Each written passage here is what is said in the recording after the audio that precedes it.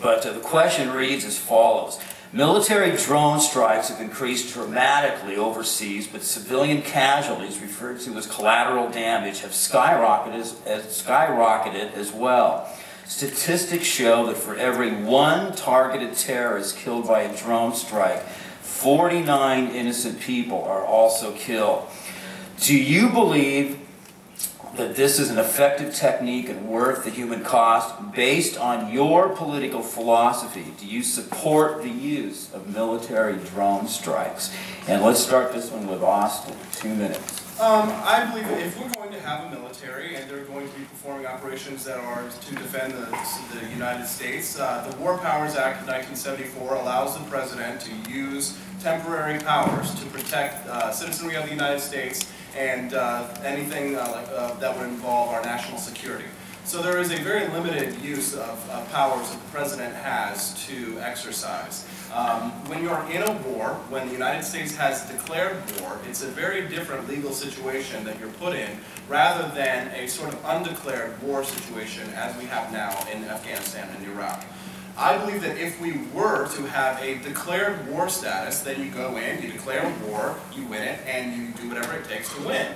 So I think that a drone strike that would take the risk of American soldiers off of the battlefield is perfectly legitimate. However, it is not legitimate as it is currently structured, where the president uses it without due process and without oversight by the Congress. The Congress does sign off in a sort of flippant way to the presidential powers to use these drones, basically saying, oh, we will not stop you from using these drones. So I think that that's wrong, but I don't think that the drone itself is necessarily malevolent or malicious. It's just a tool that we can use. It's like a gun or anything else. But as it's currently being used now, I do not support the use of drones overseas as presidential power. And I also absolutely do not support the use of drones on United States soil whatsoever under any circumstances without a warrant.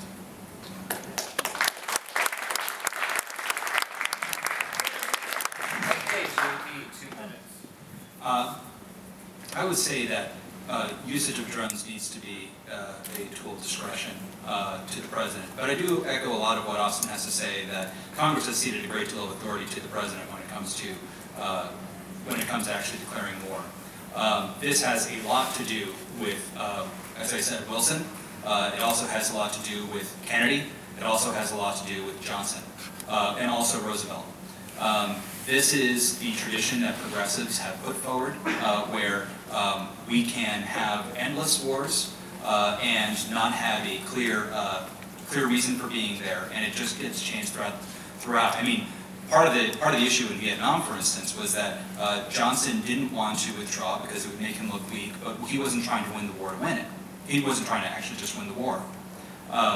Now, drone strikes are just a strategy. It's just a tactic. It's just a thing that we can do in order to preserve American lives, and it serves its purpose. Every time that we do one of those, we don't have to send in a team to actually risk their lives. Are people of other nations, are their lives less worthwhile than ours? I don't think so, but it really just comes down to a matter of discretion for the president.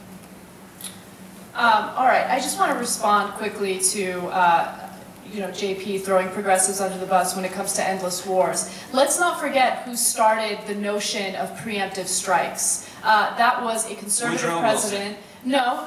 Woodrow Wilson. Okay. Preemptive strike. George Bush, 2003, when we invaded Iraq, when we had absolutely no proof of weapons of mass destruction. That set a terrible precedent. So I love how the blame gets shifted to progressives when it comes to one of our most failed wars. Another thing that I wanted to bring up is signature strikes, and I don't think people discuss signature strikes enough. Now, signature strikes are different from, drone strikes where the government knows exactly who they're targeting. In signature strikes, they don't know. They just base the strike based on certain characteristics of that individual, and although they're not sure that that's the individual that they're striking, the government will still kind of give a head nod and say, go ahead, let's do it anyway. That is a big problem, and it's not just a big problem because I find it to be immoral.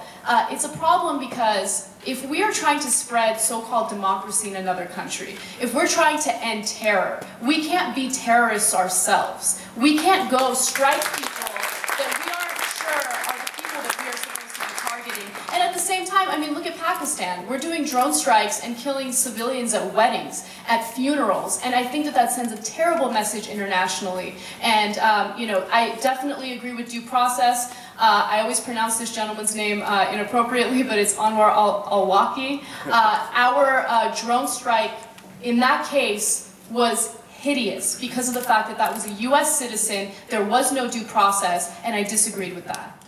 And I'd like to say, too, I think it's wrong to say that a preemptive first strike is never out of the question. I mean, I'm a libertarian. I think Iraq was absolutely wrong. But if the Chinese were to sail a fleet of destroyers into the Gulf of Mexico, you say, okay, you know, if you cross this line any further, you know, we're going to shoot you. If, you know, somebody picks up their fist at you and throws a fist, you know, you have a right to block it and strike first. Do you do a letter of marque for that? Yeah. But, you know, think about it this way, you know, we have a right to look out for our own self-interest. You know, Israel is doing that. For example, there was a perfect example in 1981 when Israel attacked Iraq. This was the Osirak nuclear reactor. The Israelis thought that there was a chance that Iraq was going to build a nuclear weapon. I think they thought it was in their best interest to take that out, and it was in the United States' best interest to stay neutral and stay out of it, and we did. That's why I advocate for a foreign policy of neutrality, because I think that countries like Israel, they have their own best interests at heart, just like we do. So I think that you shouldn't be naive when it comes to foreign policy. You should use due process, but you do have to understand there are people that do want to harm us. There are people that do want to kill us. Iraq was based on a lie, and it was wrong to strike them based on false intelligence. But when you talk about national security strategy, you do have to have a real strategy when it comes to defending our country. We have 2 more minutes for rebuttal questions. Oh, really? Oh, okay. Yeah. Go for it. Actually, this is worth talking about. A lot of people were rolling their eyes when I was talking about how weapons of mass destruction were in fact found in Iraq. Look, they were dormant. Okay, we did find stuff. It was dormant. Iraq had gone out of its way to convince us that, and the world's community, that they did have weapons of mass destruction. They absolutely did this, and that is part of the thing that fooled us. It wasn't a conscious deception. You know, it was that there was a gray area. We weren't certain. We decided that in the wake of 9/11, that it was better to be safe than sorry. Now, George Will, conservative writer, following the invasion, wrote, and he was absolutely correct, that finding weapons of mass destruction was crucial to justifying the action we took and to remaining. And that is why we wound up on this big search, looking for weapons of mass destruction. But I'm not willing to say that it was just, you know, it was the worst thing ever that we could have done. It was that it unfolded into a big mistake. However, the reasons that we went in were completely valid, which was that we wanted to make sure that this was not a country that was arming itself so that it could attack us. Absolutely not. Our Secretary of Defense, Donald Rumsfeld, stated that we know where they are. They're in the area around Tikrit, north, south, east, west, all directions, and they didn't show up anywhere. So it was totally based on lies. And do you know that's not a lie. That's something that he didn't know. Ladies and gentlemen, how did these chemical weapons come into the possession of Saddam Hussein? I want to make sure that we get the history right on this one, because what happened was we had declared Iraq a terrorist nation, so we embargoed all chemical weapons or any nuclear weapons or any sort of fissile material from entering Iraq. Now, what we did was we allowed the sunset of the provision for them to be a terrorist nation to occur for 3 months. Just enough time to get enough shipments across the border before we snapped it back closed and said, oh, no more chemical weapons. You got all you need. And then we gassed the Kurds. Okay, I think we've finalized that one. Let's I'm sending smoke signals, Tonto style.